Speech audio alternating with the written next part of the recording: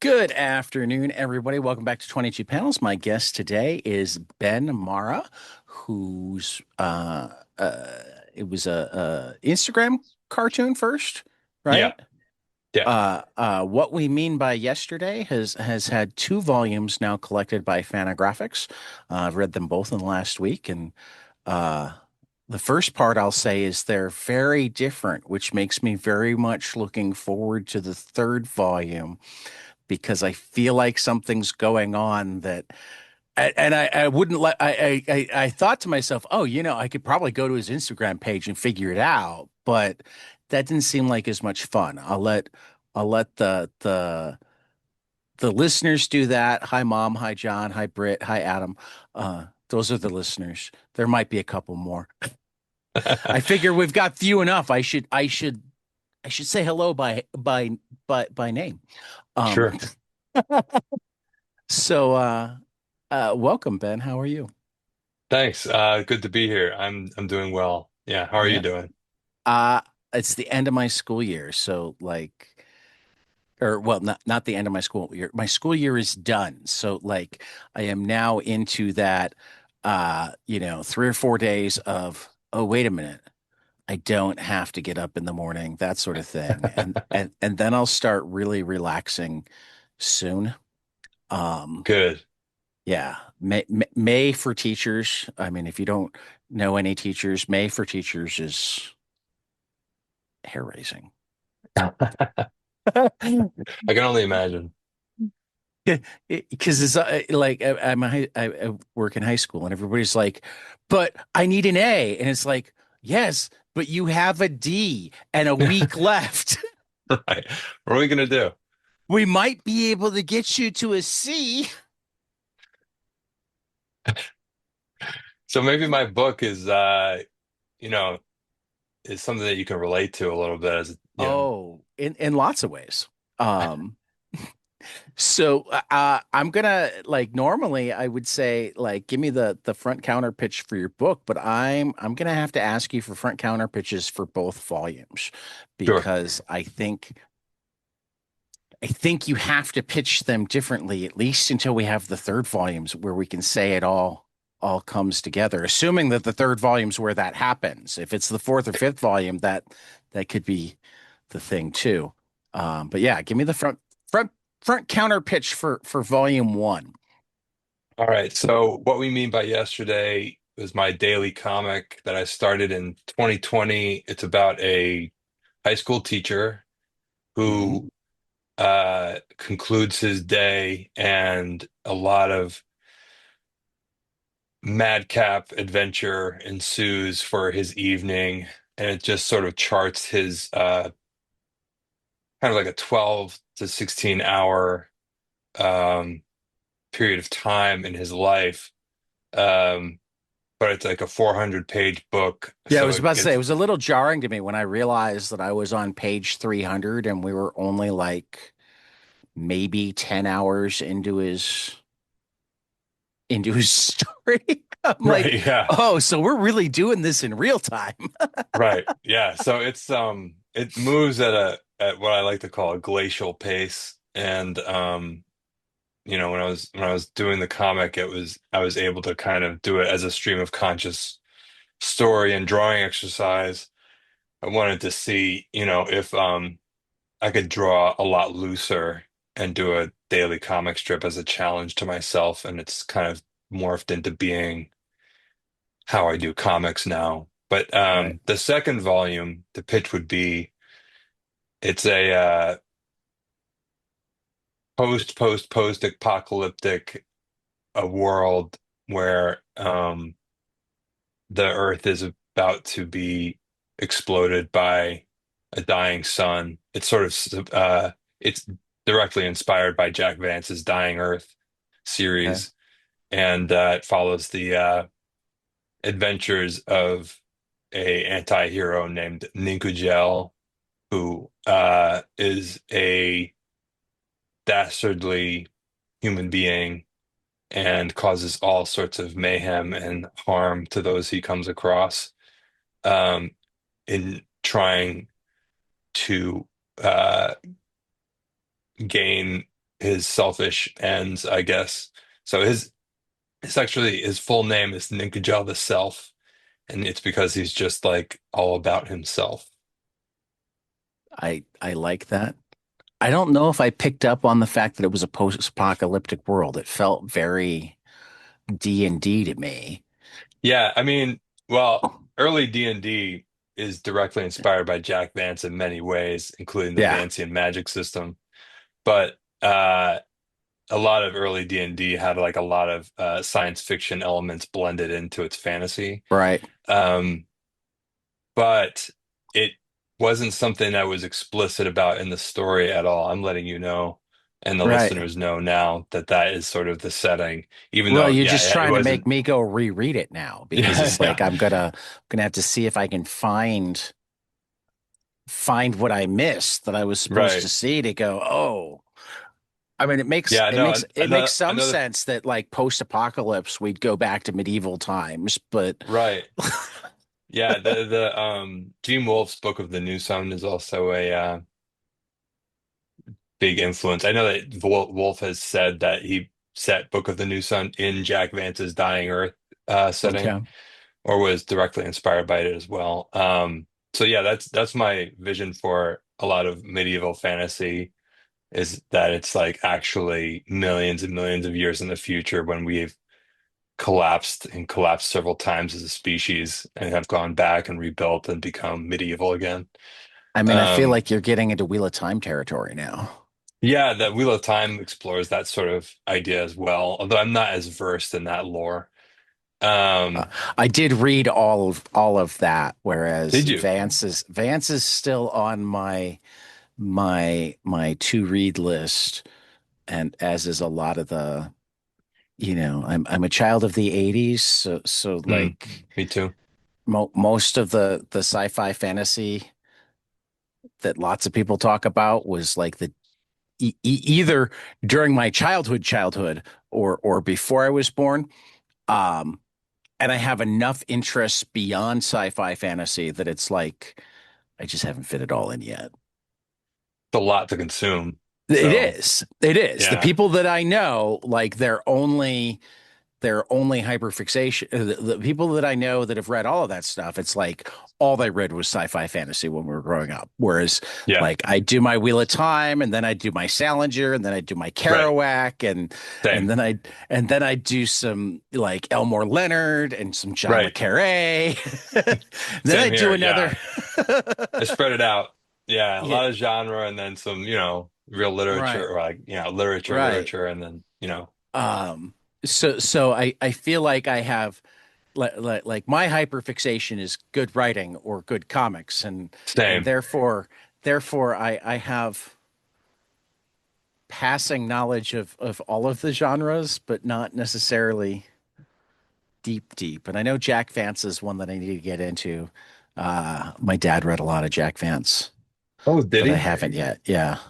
Oh, wow. Yeah. In fact, he would like. It makes it even more surprising that I haven't actually read them. Like when I had friends that were heavy duty, like because our house was like the lending library for people into sci-fi fantasy in particular, because we had a better selection than the local library. Wow. So when I had friends who were serious into sci-fi fantasy, he would sometimes track down like I think the Leoness trilogy was barely in print at the time, so he'd track it down for them for their birthdays. And Nice. somehow I never actually read it, which is something that I need to fix. And I'm on summer break, so maybe that'll go on my summer reading list. If you really like prose, then you'll like Jack Vance because he's Now, like just this master wordsmith. And that's why I read him. I mean, I read him because of his prose, because it like tickles my brain in a way that very few, if any, other writers do.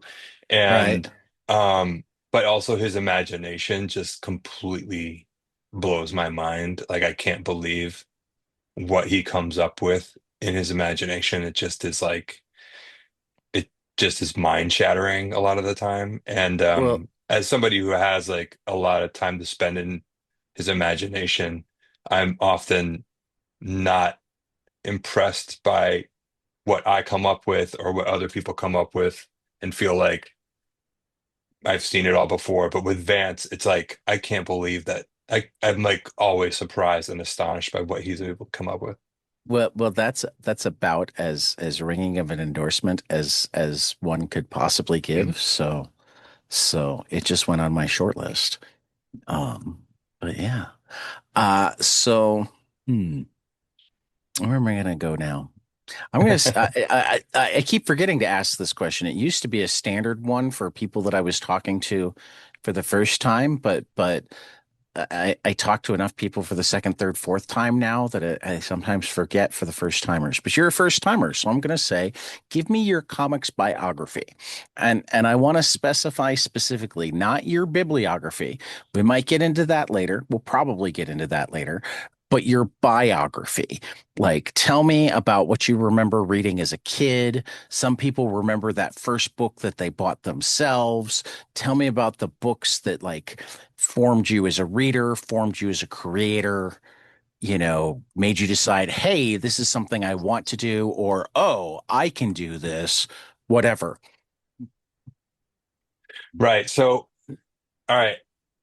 I grew up on Tintin. I Oh, learned how to nice. read reading Tintin. Those books were really important to me. I remember vividly, like sort of in the back of my parents' car going on a family trip, like road trip, and reading and like actually Yeah, this remember is learning to this read is where like I need to ask really quickly, where did you grow up? so I grew up in the Hudson Valley in New York Okay. State, just north of New York City, Okay. right on the I border only of New ask York and New because I, Jersey. I I have a friend who grew up on Tintin, but he also, when he was growing up on Tintin, his dad was stationed in Belgium. Oh, that's like you're gonna access Tintin very easily there for sure. Right. Yeah, I'm sure that's like flooded everywhere. Right. Yeah, there were like these oversized sort of collections, like bande dessinée kind of style books in the Right. US. I don't think that they still are available in that size and that format anymore, but Yeah. um, Hopefully they'll come back. I feel yeah, like maybe. I feel like Asterix is getting Oh yeah. reprinted right now. I feel like there's something else reprinting, or you know, actually, your Fantagraphics. Fantagraphics is finally reprinting Corto Maltese. Corto Maltese Oh, has been excellent. out of print for a while. That's Um, really great news. so yeah, it would be great to see Tintin back in print in the Yeah, I US. mean, it's the best. It Um, is. so yeah, Well, one of I them. There's grew so up many on that, but best. I want to tell you about the first comic book that I ever bought myself, which was I was on the way out of town in my parents' car again on a family road trip, and my parents stopped in front of like double parked in front of the mom and pop comic book store in my downtown and said, run in and grab like a comic to buy to read for the drive The road trip. and gave me like $3 or something like that. So I went in there and I bought the first issue of a comic called Space Beaver, I which feel like is I've heard of this, but I don't think I've read it. so it was during the black and white boom, the Okay. TMNT fallout of anthropomorphic It hero definitely sounds like comics. something that would fall in that Right. era. But this was the well, I don't know if it was self-published, but it was a very independent publisher. I think it was a comic book shop publisher of a young teenage talent named Derek Robertson, who Oh, went on to, wow. yeah, it was his first comic that he did as a 17-year-old or something like that. And he diligently worked on this comic for, I don't know, 7 or 8 issues. And then he eventually completed it many years later after he had success in mainstream comics. But yeah, it was wild. So I picked that up and that completely transformed me because it was this hyper violent comic that really like traumatized and excited me at the same time. So I was super into it and made me really inspired to draw. And so I copied like a lot of panels from that. But that was like a really big deal. And so after that, I bought that, then I fell into like TMNT and like the whole black and white boom. And then I graduated and started collecting like Marvel comics like X-Men and stuff like that. When Jim Lee was sort of uh on his ascent, um during some like the crazy sort of Wolverine and Psylocke Right. adventures. And then I was sort of hooked for good. And I was, yeah, for several years I like obsessed over comics and drew comics and drew in my sketchbook nonstop and just wanted to I didn't even think about it as like really a career. It always sort of seemed like it could be something that I could do later because art was always something that I thought was something that I would pursue. But I fell out of it a little bit and then I came back to it when I was in art school. Um and yeah, I just was like totally in the Vertigo golden age heyday. That was like a big time for me. I was obsessed with like Frank Miller growing up. And then the thing I that don't made know what that's like. I didn't go to hundreds of comic stores tracking down my Frank Miller Daredevil run. right, That's man. definitely not something I did, only to have the collected Frank Miller Daredevil be released like 4 months after I finally tracked down Oh the man, last those issue. original issues are so much better than the Oh collected no, I'm editions, very though. happy to have them, but like I was tracking them down to read them No, I because get it was it. the era before there were really like a handful of Vertigo books got collected, some of them. Like Cerebus was being collected. Um Yeah. like I mean you remember that era where like the publishers somehow believed that collections would cut down on sales. Yeah, they didn't really understand that business model at all. They were really Right. reticent to like get into that. It's very strange. Um so like yeah, I just and like and mind you, hundreds of stores over like 3 years, despite the fact that the reason I was looking for it is like I had half of them from my Uncle Adam's collection. Oh, And I nice. discovered, oh, all of my favorite Daredevil issues are written by this guy, Frank Miller.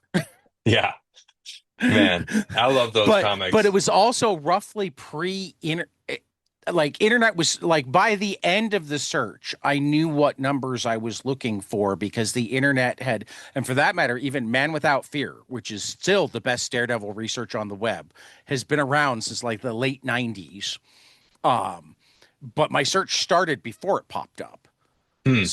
So even when it popped up, he was still filling in the information because there was no there was no easy database for him to go find it. Like now you can Right, find all of the indicia on any Daredevil issue ever. He's got right. every Daredevil appearance in any other issue. He's got interviews, blah blah blah. But at the Whoa. time, it was in Wow. its infancy, That's and he wild. still had the list of stuff that he needed to know stuff about.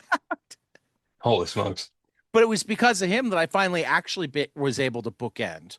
Until then, I was just like, because lots of shops aren't comfortable with you opening the bags in the shop, that sort of thing. Yeah. And that was Yeah. also an era that didn't have the names of creators on the front of books. So Right. essentially, I was looking for any Daredevil book between like 150 and like 250 Yeah. because I had Miller as early as like 160 something, and I had Miller as late as I think I had the second to last issue of Born Again. So like Hmm. I feel like that was 220 something. I couldn't recall I don't exactly, remember but right now, sounds but right. so like for a long time it's just like and like mild disappointment if I opened it and it wasn't a Miller. Yeah, Though I don't blame you. it's also because of that that I have what is now my favorite run of Daredevil, which is the Denny O'Neil, David Mazzucchelli stuff in between Miller and Born Again. Oh yeah, I love that stuff too. I mean, yeah, I David mean, don't get me wrong, Mazzucchelli. I love Born Again, but I feel like O'Neil gave Mazzucchelli more room to breathe. Yeah, yeah. I think that. I mean, uh, it's funny. David Mazzucchelli was my thesis advisor in grad school for when I was like making a comic for my He's one of thesis. my white whales. So like if you still talk to him and whatever, like and he ever wants to talk comics on a podcast, I hope that I impress you enough. I mean, I don't I haven't talked to him in years, but Okay. he's yeah, I don't know. He's I don't know how often he does interviews, so I don't yeah, I think he couldn't does speak them to it. very often at No, I all. don't think he does. I don't think he does. But I don't know how much of that is like people don't reach out to him because he's such an artist.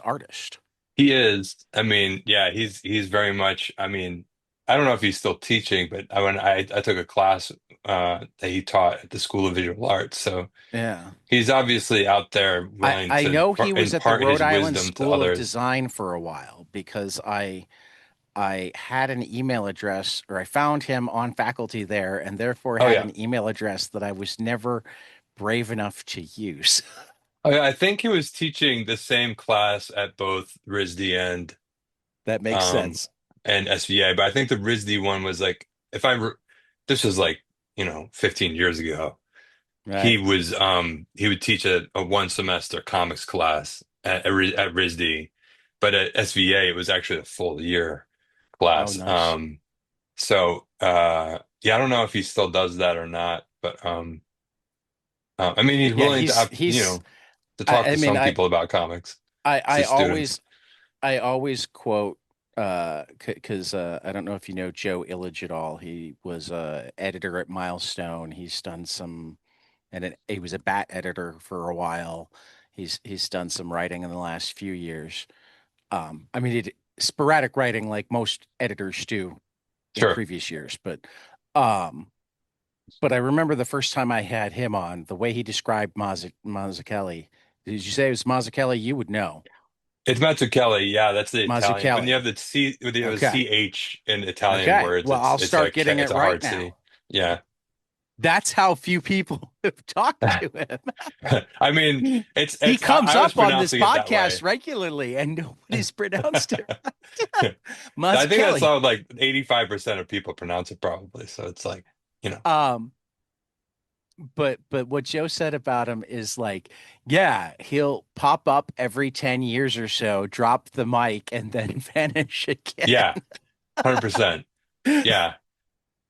I wouldn't So doubt that he's gonna like so drop I a keep graphic novel hoping that anytime. I mean, Asterios Polyp was like 15 years ago now. So I just keep Yeah. hoping that like there will suddenly be a David Mazzucchelli graphic novel I mean, we available. can only hope, you know. That was like Um, that book that he did was like a clinic on how to do oh comics. my It was pretty God. incredible. I mean, everything he does is, I mean, this is a podcast about you, so don't let me go too deep into Mazzucchelli, but like his Daredevil, like he was the first one I saw do the like lighter shaded Daredevil to do the motion. Yeah.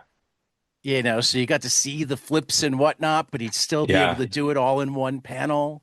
Yeah. I mean, The things he would do with shadows or with oh my God. angles, It's you just know, breathtaking. It's like unbelievable. Art figure work is like unreal. yeah, Unreal. It's just pure mastery. It's pretty incredible stuff. I mean, I love yeah, his Daredevil stuff. I mean, I love his yeah. superhero stuff in general, but his Daredevil stuff is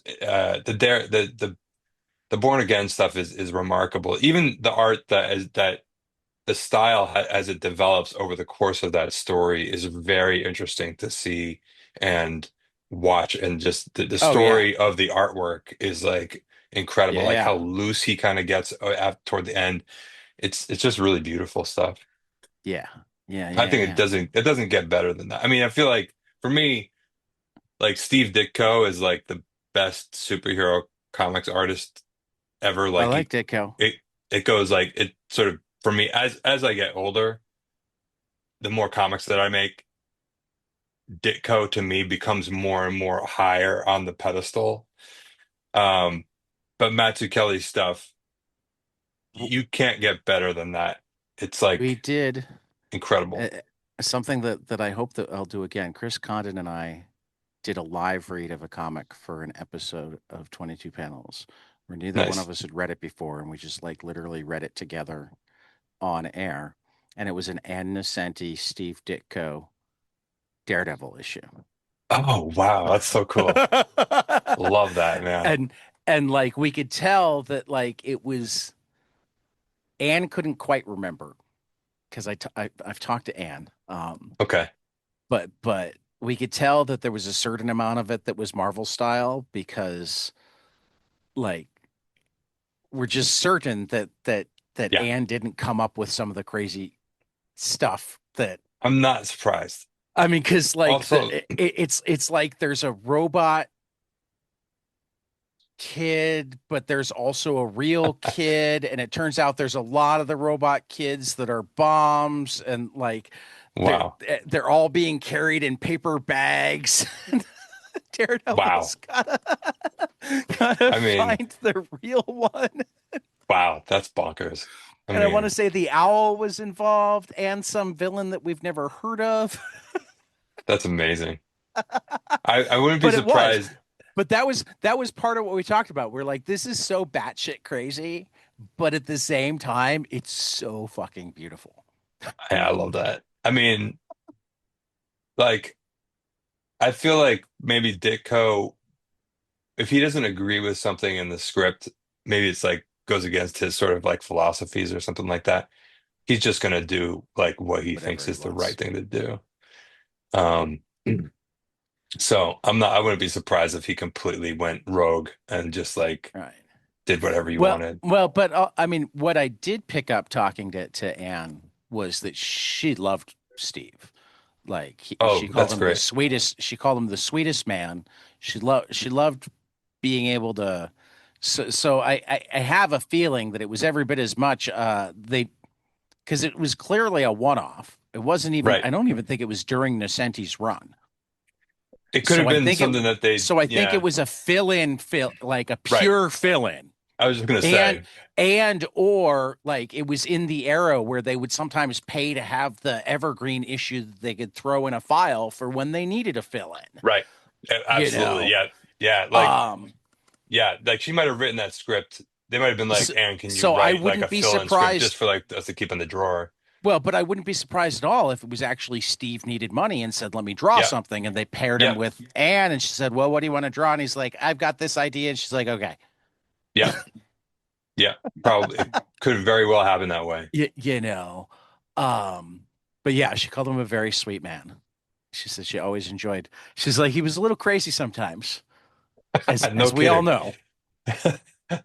Um, but she called him a very very sweet man. And actually, like I've heard, I haven't talked to him, but I was just reading. We just read, and it popped into my head because you were talking about trying to work looser with Yeah. the another guy that did that. Like that was what Michael Fife was doing for Copra, was like Yeah. to force himself to work loose, to force himself to work on a tight schedule and just go. Yes. Yeah. Um, You gotta like but really in gotta push and move fast. in one of the like forwards or afterwards to one of the collected volumes, he talked about the correspondent relationship that he had with Steve Ditko. Apparently, Yeah. he started writing with Steve Ditko when he was like a teenager. Yeah. He had I mean, I know a lot of people that wrote to Steve and got um like responses and stuff. But I think that yeah, Fife was talking to him regularly. Like they had a Right. pretty long correspondence. But I'm pretty certain he's not even the only person I've heard say that. Like No. Ditko seemed to like if you were polite and showed any talent as an artist and you wanted to send him stuff to look at and whatnot, he'd respond to you. Yeah, actually, one of my favorite artists, Ken Landgraf, wrote him with some sample drawings, and Ditko sent him back a critique and a redraw of the same drawings that Landgraf had sent Oh to wow. Ditko, and Ditko was like, "You're drawing too many lines. You got to simplify it, like bring it down." Like the information, you got to bring it way, way down. Because like Landgraf was doing all this cross hatching, and it was just like all this rendering, all this like Neil Adams type stuff. And Ditko was like, it's got to be like boom, boom. Because like, and he was like, for print reasons, it's got to be this way. Also for like legibility reasons, you know. And then I was just like, it was like such a lesson to me in cartooning. I was just Yeah. like, this is all you ever really need to know about Well, being a cartoonist. I love it. I mean, it's teacher in me. I love it when anybody is willing to share their time and experience um to help somebody else that wants Yeah, to. Like wants knowledge.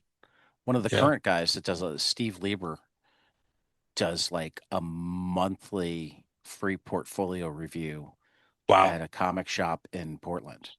You Wow. know, you just show up between like 1 and 6, and he'll sit there and look through your stuff and talk to you. That's that's super generous. You know, um, so yeah, no, yeah, okay, but I cut you off there. So we got up to like Vertigo and stuff. At what Oh point did you yeah. start really deciding that you wanted to do? I haven't actually asked, and like I haven't done the deep research on how much other stuff you've done beyond this. But when did you decide that you were going to do more of the art as a profession? Um, yeah, no, I'm now looking at your So webpage and going, this is very different from what I've seen so far, and very so cool, but very yeah, different. I went to school for art and at Syracuse University, and then I went to grad school for art again, both for illustration degrees. And after I got out of school, I worked at a newspaper doing informational graphics for a while. And it was during that time when I was just like really wanting to make comics, and I had done a comic for my thesis, but it was kind of a work in progress, unfinished, never really coalesced the way I wanted it to. And something was sort of missing. And I started watching a lot of giallo films, um, 1970s Italian Okay, sexploitation crime movies, from from the 1970s, and I knew I wanted to make a giallo comic, and okay, uh, I had been going to Barnes and Noble before my job started, and sort of perusing the graphic novel sections, and I was really unhappy with what I was seeing in like the independent comic space at that point because it was far different from, the independent comics that I had sort of grown up on and thought had a lot of teeth. Um, so I drew a giallo comic called Night Business for several issues, and that was the first comic that I ever drew, Night Business #1, and self-published it. But doing that, felt like I was climbing Mount Everest, trying to get those 22 to 24 pages done. And when I finally finished it, with the knowledge that I could do it, the second issue became easier, and it just became way easier to just crank out these comics. And yeah, so I did I am several. looking at Night Business, at least the website parts of Night Business right now. Yeah. It's pretty cool So looking. it's like a 1980s sex and violence thriller in the Right. urban sort of environment. And so I finished that 10 years after I had done 4 or 5 issues independently, and Fantagraphics published that a while ago. And then they collected my other sort of various single issue comics into one edition. And then I've been just doing comics ever since then. And yeah, I've just been like kind of honing my craft over the past 15 years or so. And now I'm kind of reaching this stage where I'm, yeah, just drawing very quick and loose, and very inspired by like Gary Panther and like Japanese manga style that's called Heda Uma, which means like Hida good but Uma. bad. And there's yeah, a bunch of, so I'm inspired by like a lot of Japanese artists or mangaka, and yeah, I'm just trying to like draw as loose as I can and as much as I can, but I try to do leverage time in a way that I didn't before, whereas I'd labor over a graphic novel for 6 months to 12 months and then eventually put it out. Now I just try to do one kind of daily strip a day, comic strip a day, and then at the end of the year I have a graphic novel. But Right. it's going to be a 10 volume story. It's pretty You have long. you have 10 volumes planned already? Yeah, I mean I just started the fifth volume Oh, right now. well, I I mean, just now that I think about it, yeah, because you started in 2020. And are Yeah. you actually So doing one a day, or you yeah. take weekends off, or No, I do one a day. I mean, I take some like when I had my second son, I took like a year off to so okay. just because having a newborn is a little crazy. But I have been there, not for a while.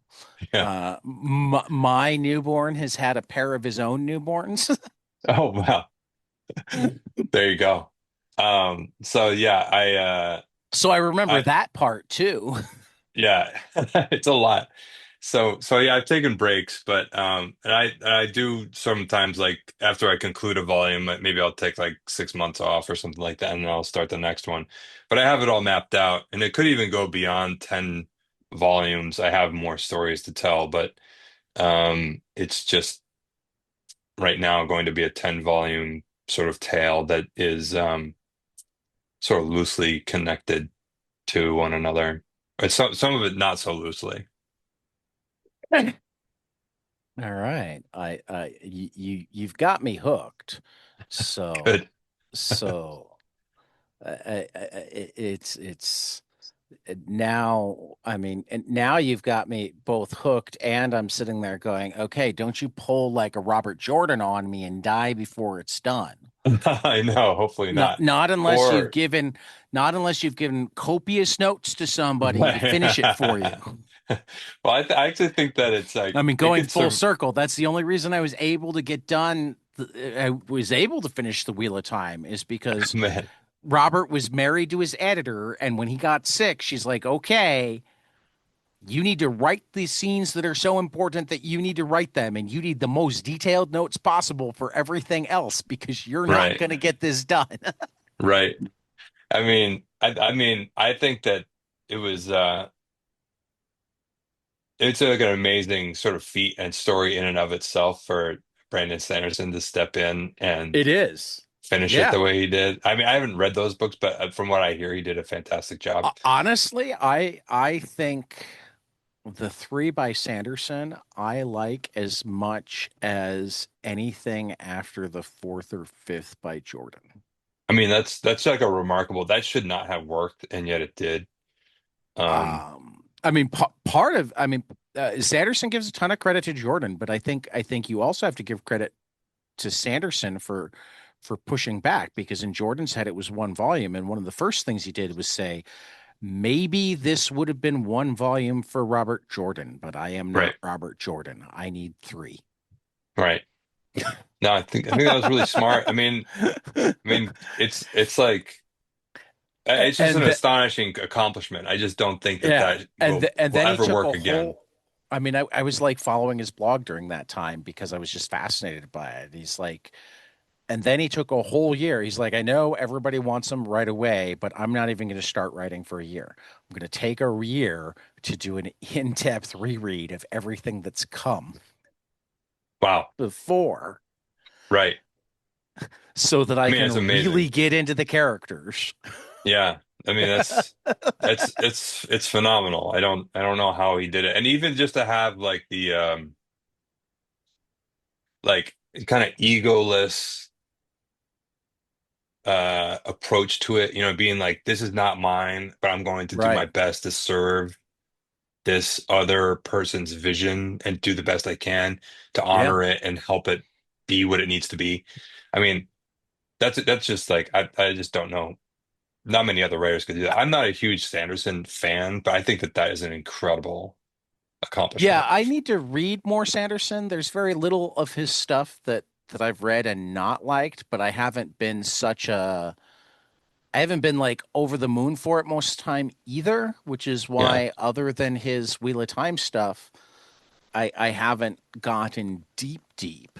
Um, but on the flip side, again, like I started reading the Wheel of Time when I was 13, Wow. and I think three volumes were out.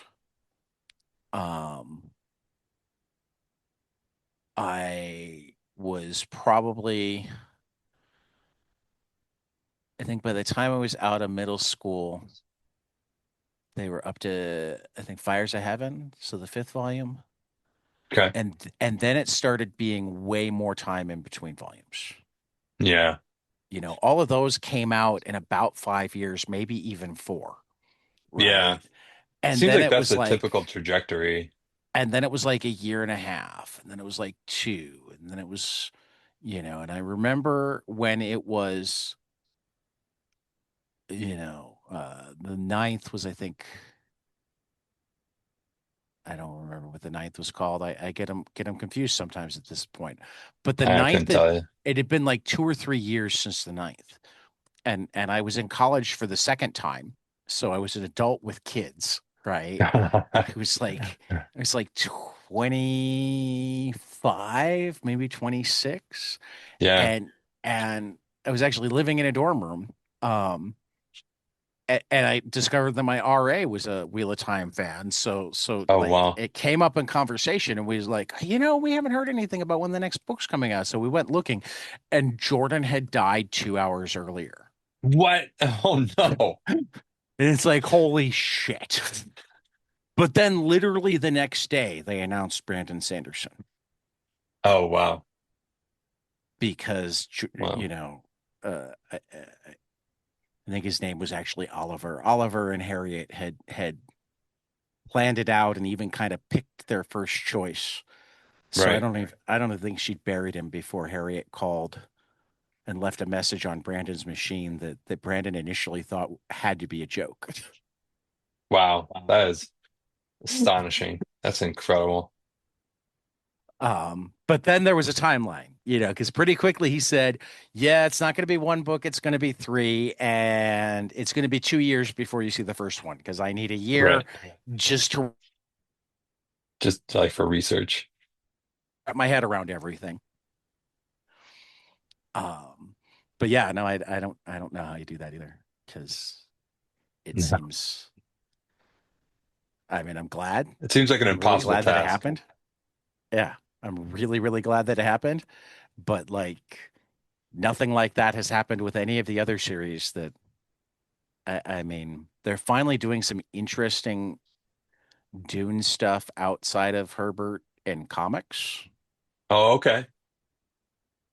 Um, I haven't read a lot of the Dune stuff in prose, but like everybody I know who has, said Herbert kind of petered off quickly, and the first volume's great and the other one's not so much, and Yeah. I and mean, then he never got to the right. end. I mean, I think And every other attempt was like, he got pretty weird, which was very, I think, appropriate for the Dune sort of world and universe. right. But I remember actually not Robert Jordan, George R. R. Martin saying he was talking to Frank Herbert about writing Dune and how Herbert kind of lost interest in it. And it sort of mirrors Martin's own sort of relationship with his own series and how Herbert would keep on approaching his publisher with like new book ideas that weren't Dune, and the publisher would be like, "Yeah, I can give you like X amount of dollars in advance for this, but I'll pay you triple in advance if you give me another Dune book." Dune And book. so Frank Herbert was like, "Well, okay." And so even though he wasn't super into it anymore, it was hard to sort of say no to like these huge sums of money that the publisher was willing to give him to write another Dune novel. And uh, yeah, I think that Martin, it really discourages me about the Song of Ice and Fire ever being finished when I hear that It about, it does kind of, doesn't it? yeah, And while I get it, like I guess what frustrates me is you're the one that chose to write this epic. right. I know. Also, like the professional You in me you also is like, could you have sign chosen contracts.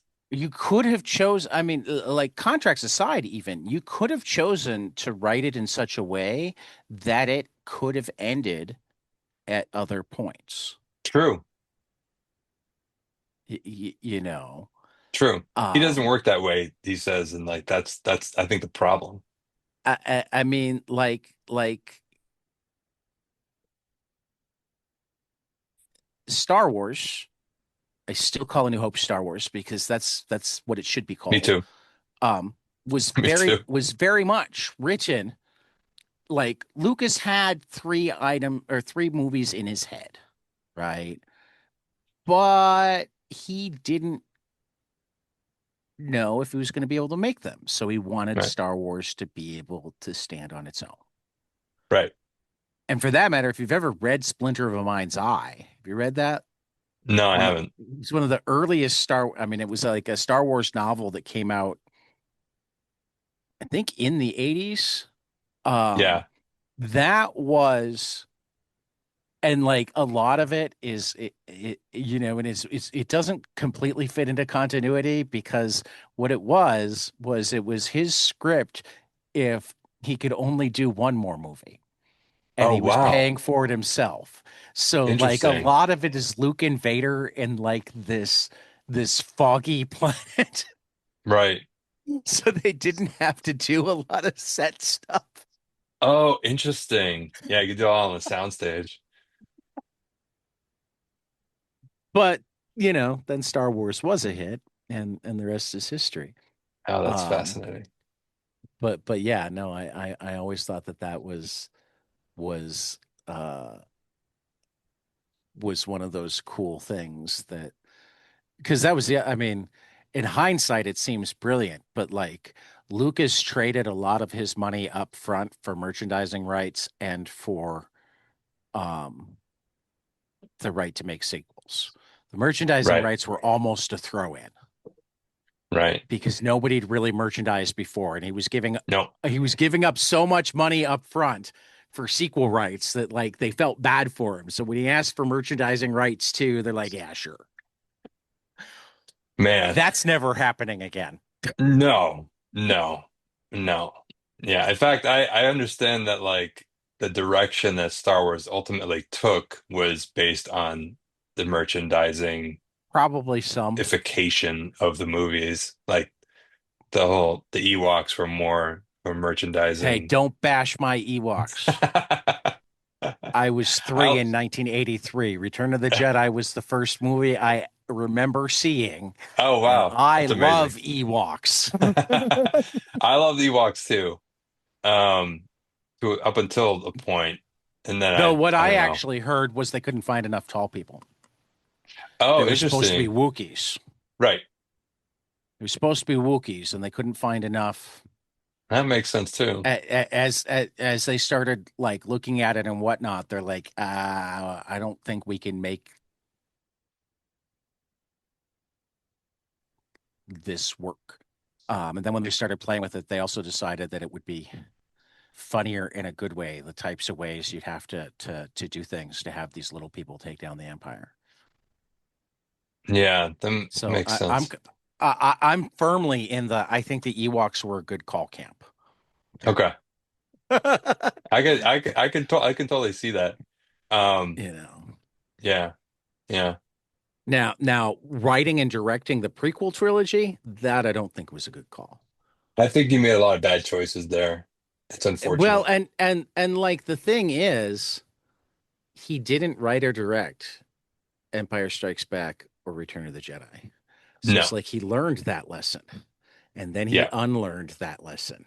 I mean, I've done a lot of like research into like the behind the scenes stuff about Star Wars and listened to tons of podcasts and things like that. And it Uh, does sound like he is not interested in directing stuff at no, all. Like, and he no. kind of shows, it kind of Well, shows but he's a great producer, particularly of he's a that great sort of stuff. producer. So Yeah. I think, and think about the talent that he could have had.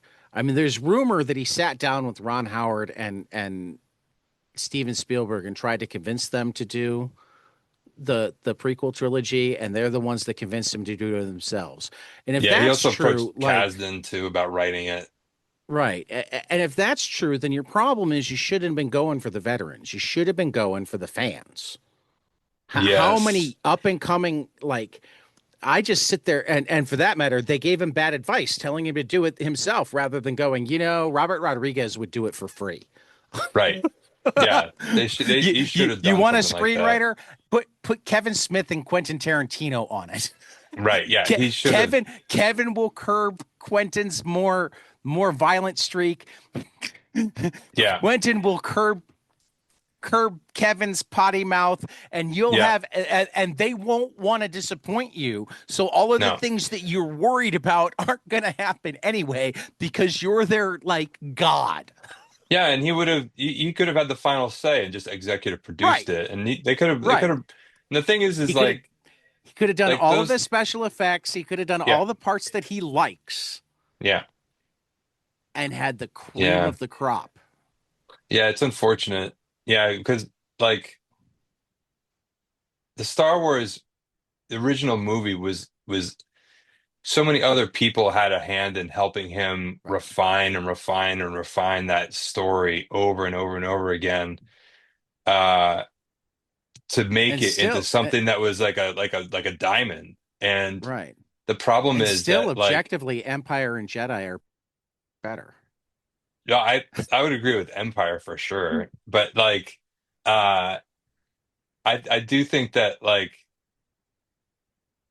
the point is like he had a lot of people, including his ex-wife as an editor, Right. who knew how to guide his vision into something that was like really special.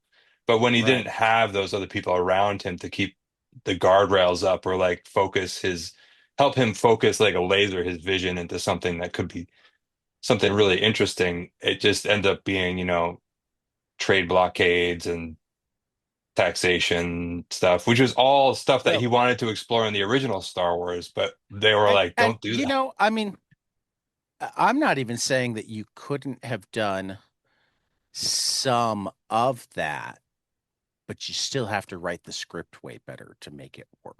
Yeah, I mean, you still have to have a protagonist, and Right. I mean, Phantom Menace doesn't really have a protagonist, so it's like the Right. problem from a very fundamental story level. Right. So, but we got to get to closing questions because Yeah. you're on a clock. Though I will also toss out that I may have just ordered a copy of Night Business. So Oh, that there's nice. a reason for you to come back sometime. Um, there will be I hope you more dig to it. talk about. If you like Cobra and Invasion USA and um if you like giallo movies and slasher movies and things like that. Uh, And you uh, like Charles Bronson, you'll dig I it. like I sometimes like them more in concept than in reality, but there's lots of things that I like more in concept than reality that when I see them in comics, I like them more than I like them in film. I know So what you mean. that's what I'm hoping for. I hope you dig it. I went through the pages that you have up first and I went, this looks like something that I would enjoy. Yeah. So you Okay. made money. You made money by sitting down with me for an hour. I mean, maybe because I got it off of Biblio, so they probably already paid you. Yeah, probably. But I mean, you Helps know my what I mean. numbers. Yeah. Um, so my closing questions. I've been doing this podcast for a little less than 5 years now, and I feel like I have entered the twilight zone. Um, the conversations I get to have, the people I get to meet, the people I get to call friends, the things that I get to do that like if you told that kid going all over the place looking for Frank Miller Daredevils that this was going to be part of his life someday, he would have gone, yeah, well, on what fucking planet? Um, I mean, I've talked to Klaus Janson, not on air Whoa. yet, but like personally. Yeah. He's, I mean, I'm he's like my I'm number one friends with inker. friends of Klaus's. Yeah. It's unbelievable.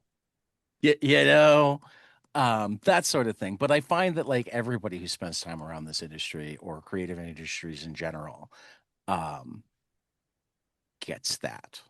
Yeah. Um, so I've started collecting stories. Tell me one of your experiences that you like when you reflect on it, you still have to pinch yourself a little bit and go, was that really me that got to do that? Or had that happen or whatever? I'll tell you a funny story. Sure. Um, so Paul Gulacy is one of my favorite comic book artists.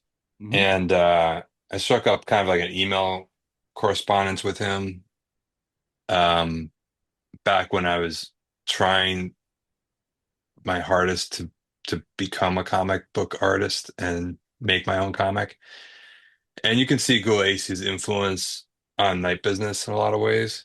Um, but I emailed him. I did a big uh, illustration for Rolling Stone magazine, um, and I was really excited about it. And I emailed it to him, and he wrote me back, and he was like, wrote some encouraging words. And at the end of the email, he wrote in all capitals, "Keep the fire."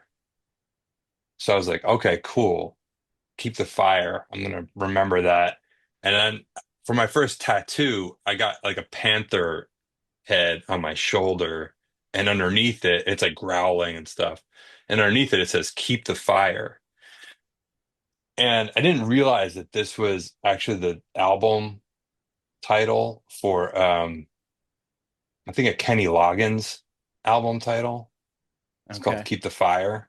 And so, like when people would see that tattoo, they would immediately just think that I was like a big Kenny Loggins fan, and they didn't know How that many it of was them like. started singing Danger Zone, I don't- which I think is the only Kenny Loggins song I know? Oh man, he's got some good hits from the 80s for Does he? sure. Okay. Yeah. I Danger mean, Zone is one of remember, them I for was sure. born in 1980, so when I Yeah. started really listening to music was more the 90s.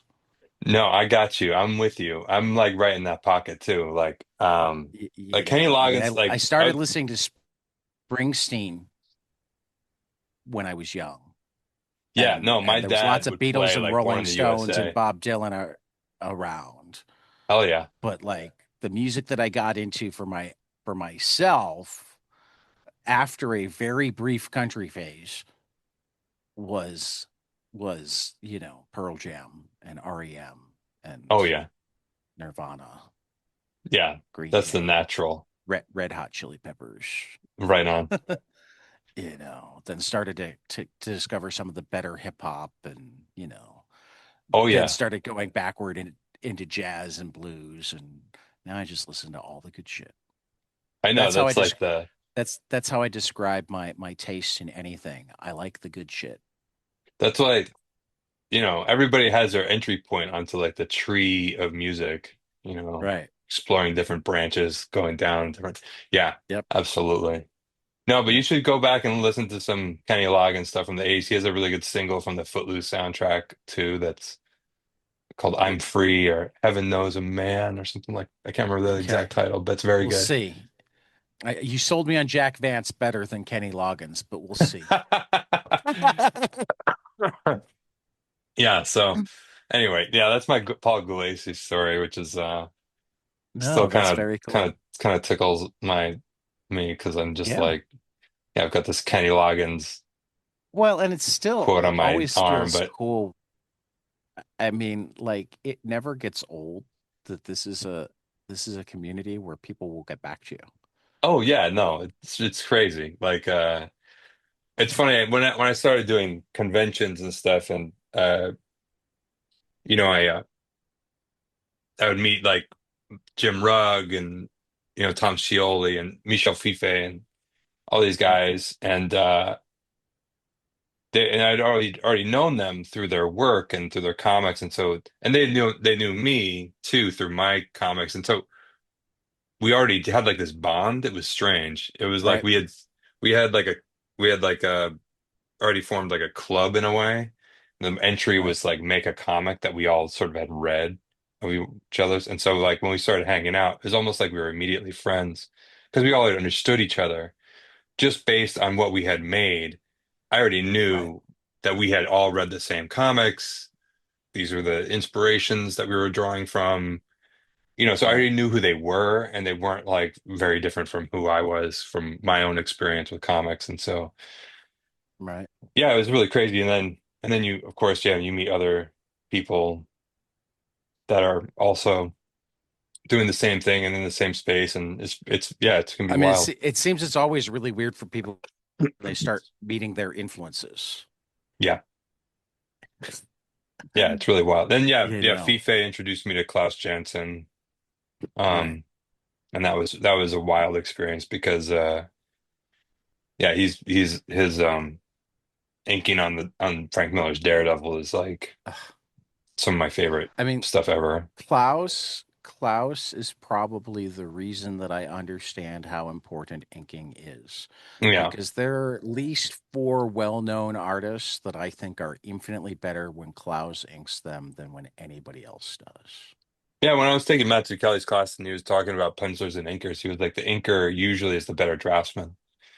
Yeah. Um, I but the, mean, the the no penciler offense has to to be the Frank better Miller, but storyteller. Frank Miller looks so much better when Klaus inks him Well, that's the best. than That's the great anybody thing about else. comics is like that synthesis of like creativity when it really like synergizes. It's like Yeah. magic. It's like this electric sort of feeling. I mean, there's actually, and I never like I don't throw out names when it comes to negative commentary. There's a well-known artist from our, well, really the Miller Jansen generation that a lot of the young generation don't like much at all. And Uh-huh. the more I've looked at it, the more I realize it's not that his style has changed, it's that he primarily got inked by masters Oh, yeah. early on, and he doesn't have the same quality inkers all the time now. And at Yeah. least in one case that people really like get frustrated with him. Yeah, Klaus is an inker, but the colorist kind of didn't do Yeah. justice to, Yeah. you know. And this is something I think about, because there's always the big argument between who's most important, writers, artists, inkers, blah blah blah. And I think more and more, I think that like the public gives credit based on ability to make the book, but any level can like kill the book. Totally. You're Like absolutely correct. Yeah. if you have bad writing, chances are it's going to be a bad book. And that's Yeah. why writers get most credit. Yes. If you have bad art, it takes amazing writing for it to still be a good book. Yeah. And that's why the artists get so much credit, right? If you have bad inking, it can still be saved by great writing or great art. True. Colorists can kill a book too. But again, like No there are doubt. four people that can still save it now. Whereas nobody Yeah. ever like, and I've talked to more letterers than probably any podcast, and I love letterers, but nobody ever said, that book was terrible, except the lettering just saved it. I really couldn't stand that book, but the True. the color was so amazing, Yeah. which doesn't make them less valuable. It's just how the hierarchy comes about. Yeah. It's Uh, true. And really, the only person that it's truly unfair to is the artist, because the artist has to put in way more time than the writer. Um, and it's why like storytelling credit matters for the artist, but also um, why artists need to pick good writers because like if the story's great and you let somebody put bad dialogue in, Your host. and so many people don't pay enough attention to go, oh, I love this art and this story, but man, this writing is bad. They just Yeah, go, it's a bad. that's true. Yeah, everybody's got Um, to bring it. Everybody's got to kind of hit a home run for it to yeah, be like, or at least hit doubles and triples. solid doubles. You get Yeah. solid doubles across the board. You'll be like, keep the line moving. Yep. Yep. Keep 'em- No keep those RBIs strikeouts. coming in. No. Avoid the double play. Yeah, exactly. Watch for the shift. All right. And it sounds like you're a baseball guy, so I'll have to remember that for we do an annual baseball and comics roundtable. Oh, I nice. think I'm the only podcast that does that. I think Um so. well, to be fair, John Suntress did it once after I'd done 3. I don't think his Oh, played out as well as mine did. no, I'm sure. No. Sounds like he's like biting off your idea there. I am not willing to say that about Word Balloon. Okay. He's been doing it for way too much longer than me. You That's said it, true. not me. I've been listening. I listened to that podcast a long time ago. This is my point. I'm not saying that I mean, because I think well, no, I know that it happened after the first time I told him about mine. So I'm not going to Uh, guarantee that it didn't get into his head, but I won't say he stole it got it. because I don't think it like, I don't think it meant enough to him to steal it. I think Right. it might have just Right, popped right, into his right. head and he Well, was I looking mean, for hey, we something to can't do have some we week. can't have enough baseball and comics I overlap agree. podcasts. This is one of the reasons I've become a fan or why Fantagraphics sends so you know. Yeah. All right, final question. My absolute favorite question to ask. Tell me something you love, preferably a comic, but we don't really have rules. Preferably storytelling, but again with the rules. But something that you love that not enough people around you have experienced, and you really would like more of them too, so that you can talk to more people about it.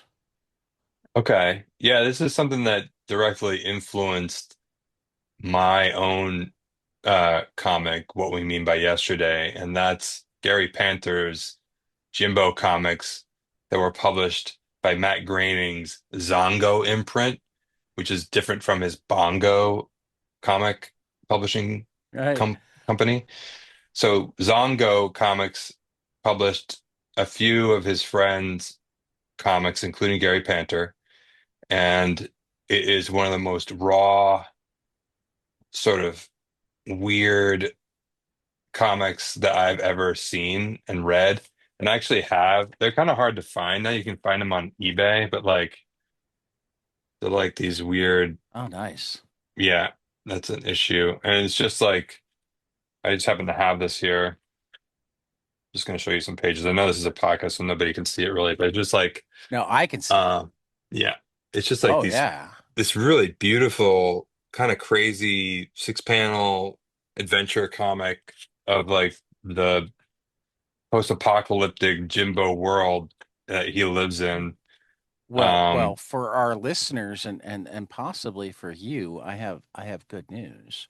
what's that? The New York Review of Books uh printed Jimbo Adventures in Paradise as a collection. That he's done some other comics, some other Jimbo comics. I'm not sure if these Zongo issues have ever been All collected, right. though. Well, it means that there's at least some way relatively easily for people to read some Jimbo. For But sure. I'll go looking for the other ones too. Yes. Um, yeah, by all means, everybody should seek out as much Gary Panther work and comics of his that they can because I mean, Actually, it I looks like just Jimbo's Inferno from Fantagraphics had at least some of the Zongo. oh, is that right? Contents are from of the book are from Jimbo 7, Zongo Comics 1997, Oh, wow. Okay. I did not know reformatted to that. fit the dimensions of its prequel story, Jimbo in Purgatory. So Yeah, so that was that's only part of the Zongo. But yeah. yeah, that yeah. I'm not sure why the other issues have not popped up in other collections, but I wish that they would so that more people could see them and I mean, draw what's from their disturbing power. sometimes is when they just can't find good enough copies to scan and clean up. I know. That happens Yeah, sometimes. it does. You might need to reach out to him and say, "Hey, I have the issues." No, I have friends that have who are in publishing who have reached out to him about this Okay. exact thing multiple times, and I think that he Okay. might not be that interested in it. Although I can't Okay. speak for him, but Right. So that's it the impression that I get. might be one of those. You guys can like it all you want. I don't like it enough to reprint it, Right. I just don't which know. happens sometimes. I mean, I revere Gary Panther, and I think that he's like a true artist, and I think Yeah. that from I like I said, I can only sort of speculate, but um, it does seem like the work itself is the most important thing to him, and yeah, I'm just not sure if he's like um Oh wow. motivated to reprint I'm some of this looking at stuff. his page at Lambiek, and there's I didn't the Jimbo in Purgatory and involves Jimbo talking to John Lennon and Yoko Ono as portrayed on their Two Virgins album cover. I might be the only one that has that album on vinyl, or at least the only It, one under the age of like 60.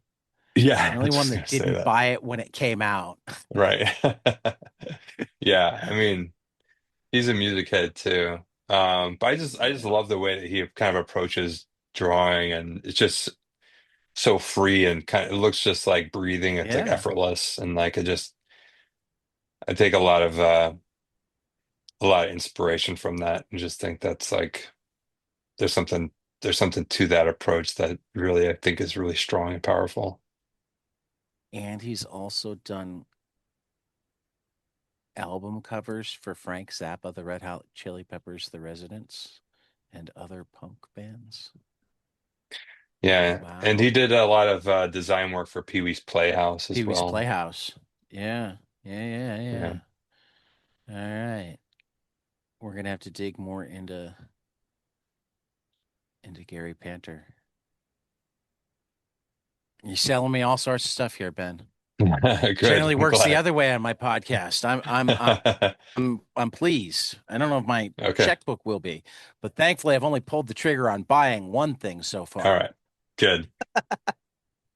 and that was yours. Yes. Fantastic. Love it. So, thank you so much for joining me.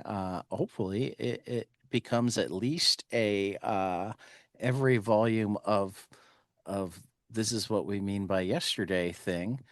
Yeah. Because if there are 10 volumes, I'm gonna want to be able to talk more about them, and I figure every third volume or so we can get into the spoilers of like the volume three volumes before it, Sure. that sort of thing. You know, have been out long enough that I can say, hey, if you haven't read it yet, Right. we're talking volume one now. You've Right. had 3 years. Not only that, like it's already been on Instagram for everybody to read for free for Right. who knows how Right. long. So You've been able to read it for free for all of this time. I haven't yeah. decided yet if I'm going to go try to read them all on Instagram or if I'm going to wait for volumes because I kind of enjoy reading them in chunks. I know that you even give the directions on like how to read it because it Yeah. was meant to be read a page a day, and I get that.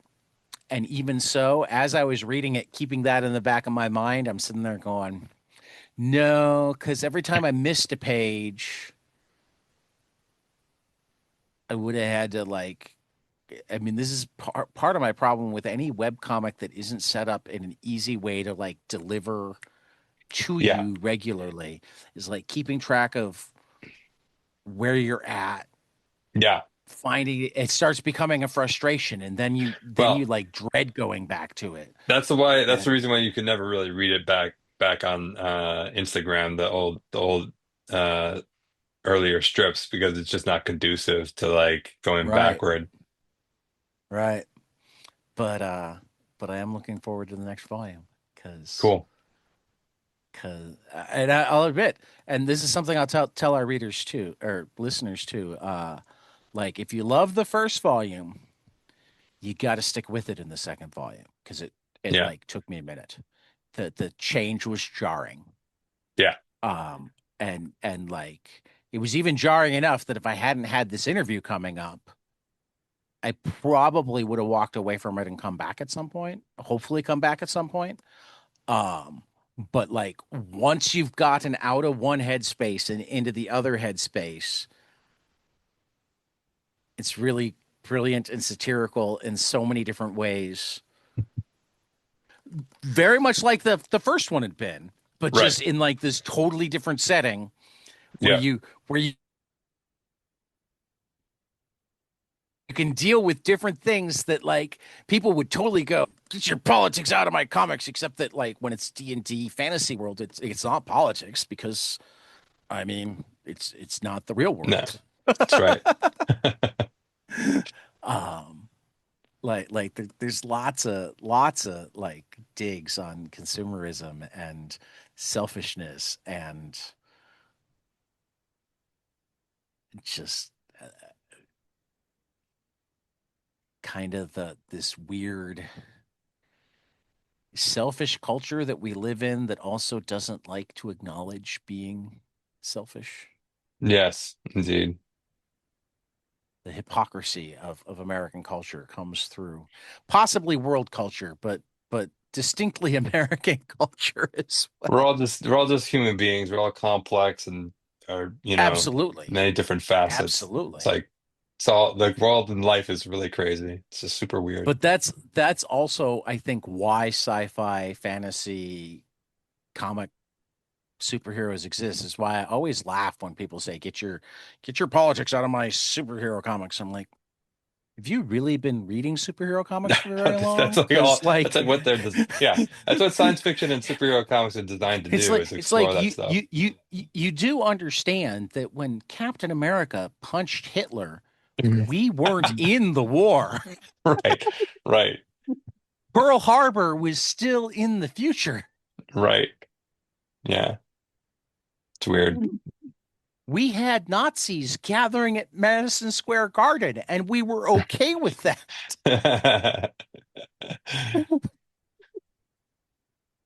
Just saying. Yeah, I know. People lose their perspective on things. You know, uh, yeah, I'm a teacher, so I could go down so many different rabbit holes with that. But Sure. we're at time, so I'm going to let you go. Right on. People can listen to the depth and breadth of 22 panels and get me on that rabbit hole many times. So we won't do it again today. Ben, it has been a blast for 22 panels. We will see you after the next page.